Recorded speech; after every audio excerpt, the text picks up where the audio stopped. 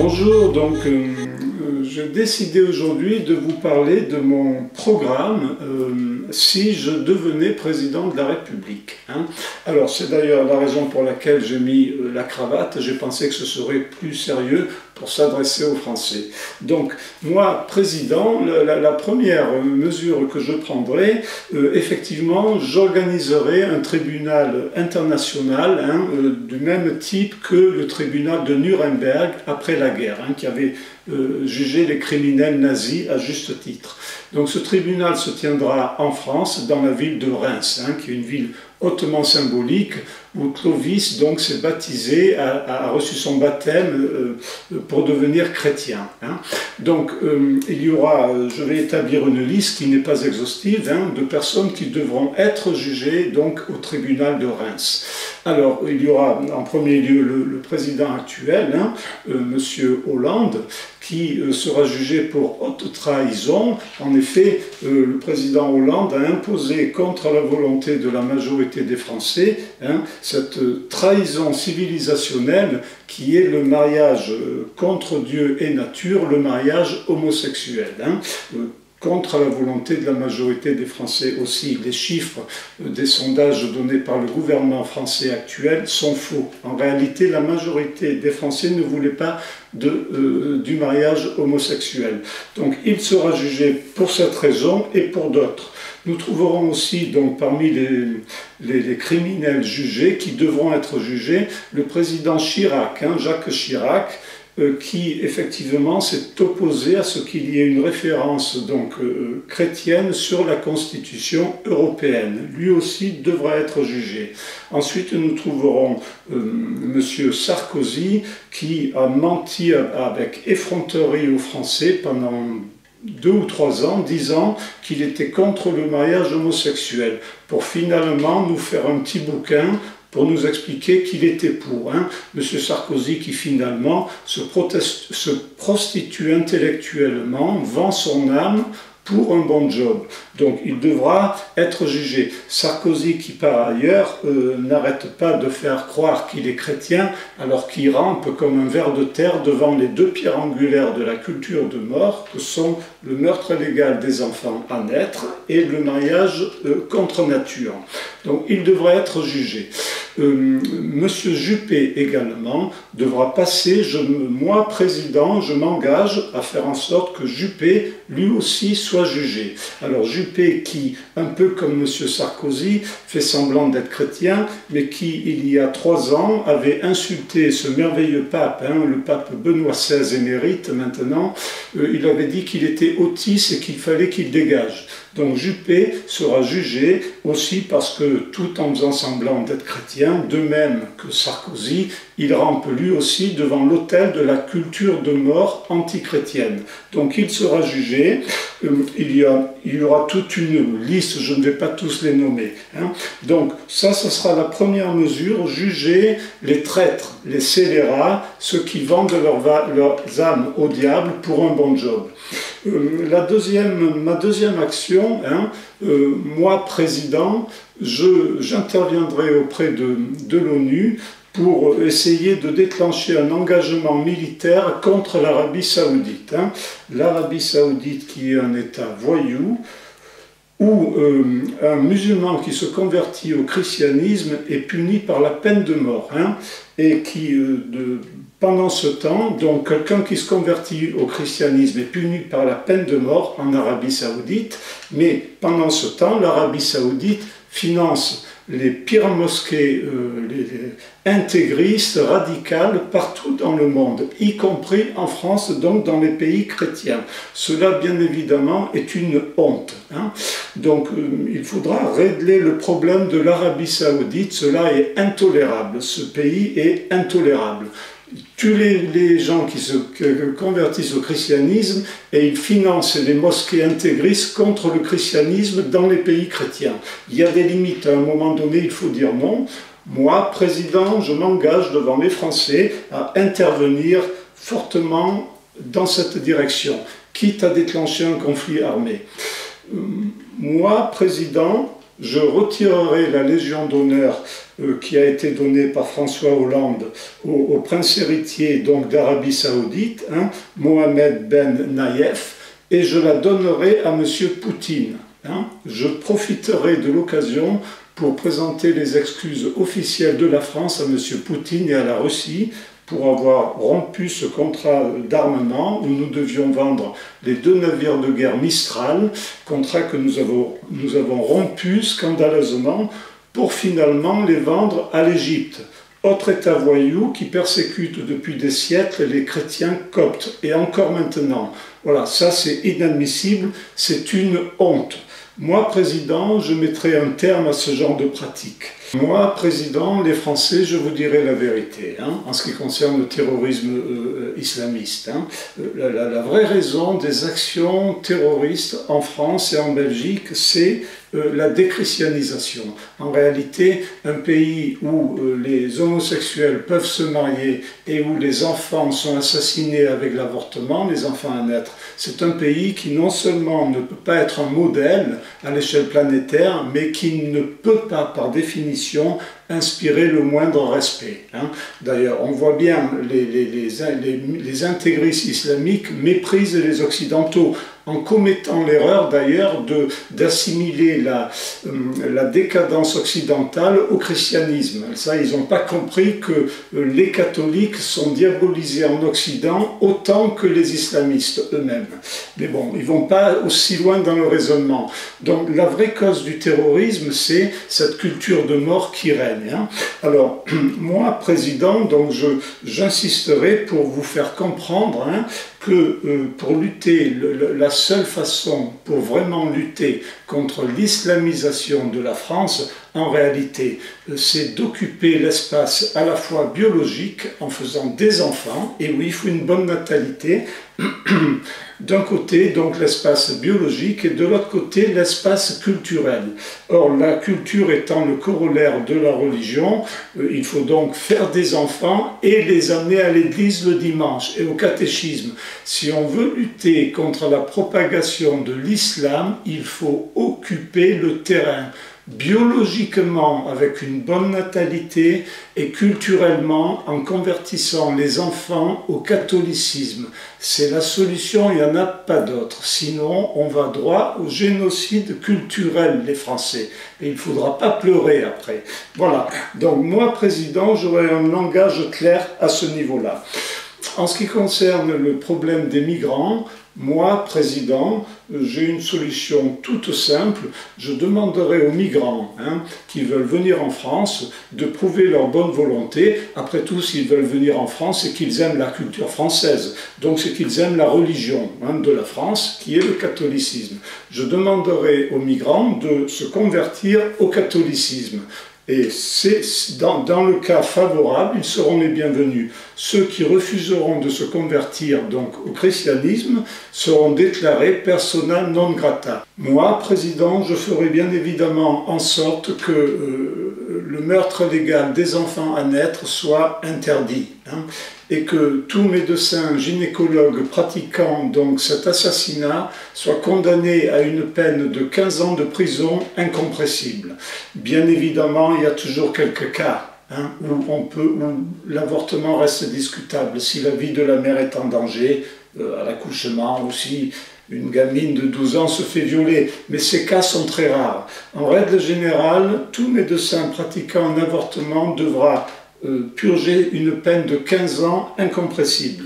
Moi, président, je ferai en sorte à ce que, bien évidemment, le mariage homosexuel soit aboli, mais aussi le Pacs, de même que le outing sera illégal. Par ailleurs, j'interdirai aux homosexuels de s'embrasser dans la rue. Il n'est pas normal que nos enfants puissent voir des lesbiennes et des gays s'embrasser en pleine rue. Cela est une honte, c'est contre la logique et la culture même du christianisme. Cela sera interdit.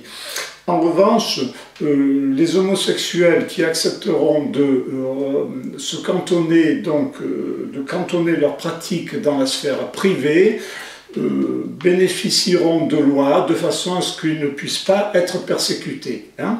Il y aura des lois qui puniront très sévèrement les personnes qui s'amusent à aller persécuter les homosexuels. Simplement, l'homosexualité doit rester privée. J'y veillerai quand je serai président. Moi, président, je demanderai à la Commission européenne de faire revoter le peuple irlandais. Hein. Vous savez que le référendum en Irlande à propos du mariage contre nature, en réalité, a été truqué. Hein, nous le savons très bien, il y a eu énormément d'articles à ce niveau-là dans la presse anglo-saxonne, il y a eu un bourrage d'urnes. Donc ce référendum a été truqué, c'est une honte. Je demanderai à la communauté, donc à la Commission européenne de faire revoter les Irlandais. Au passage, je dois dire que il faudra sans doute également demander des comptes à tous ces journalistes, hein, y compris des journaux soi-disant chrétiens comme La Croix, hein, qui restent muets comme des carpes, alors que nous savons que le référendum en Irlande a été truqué. Hein. Une telle lâcheté et relève vraiment de l'infamie. Voilà, donc ces gens devront aussi rendre des comptes. Hein. Alors, j'ai compris que les Français aimaient les quotas. Eh bien, moi, président, je m'engage, puisque vous aimez les quotas, vous allez en avoir. Simplement, ça ne sera pas juste des petits quotas qui arrangent tel ou tel lobby ou clocher. On va faire des vrais quotas. Alors, moi, président, je ferai en sorte que donc, les hommes politiques représentent le pays réel. Alors, on remarque qu'il y a en France 150 000 francs-maçons, donc membres de loges maçonniques. 150 000 à l'échelle des 66 millions de Français, ça fait 0,2%, enfin bon, à peu près. Donc, or, nous nous retrouvons avec 30% de francs-maçons dans le gouvernement. C'est pas logique. Donc, il faudra établir des quotas de façon à ce que les francs-maçons se trouvent au niveau de 0,2% au Parlement et au gouvernement. Hein.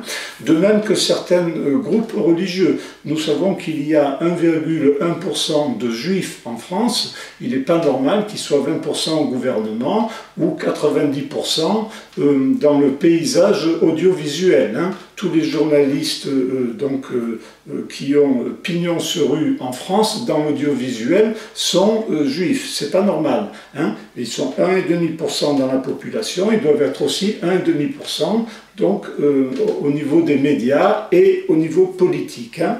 Il viendrait à l'idée de personne de demander à M. Netanyahou de faire en sorte que ce soit les catholiques qui dominent le paysage audiovisuel en Israël. Voilà. Donc moi, président, je veillerai à cela. Moi, président, j'établirai un quota aussi, puisque vous aimez les quotas, les Français, pour faire en sorte qu'il y ait autant d'hommes que de jeunes femmes qui étudient dans les universités en France, car il y a beaucoup plus de femmes que d'hommes. Donc là, il faudrait faire un quota de façon à ce que nous nous retrouvions à 50-50. Autant d'hommes que de femmes qui étudient à la fac.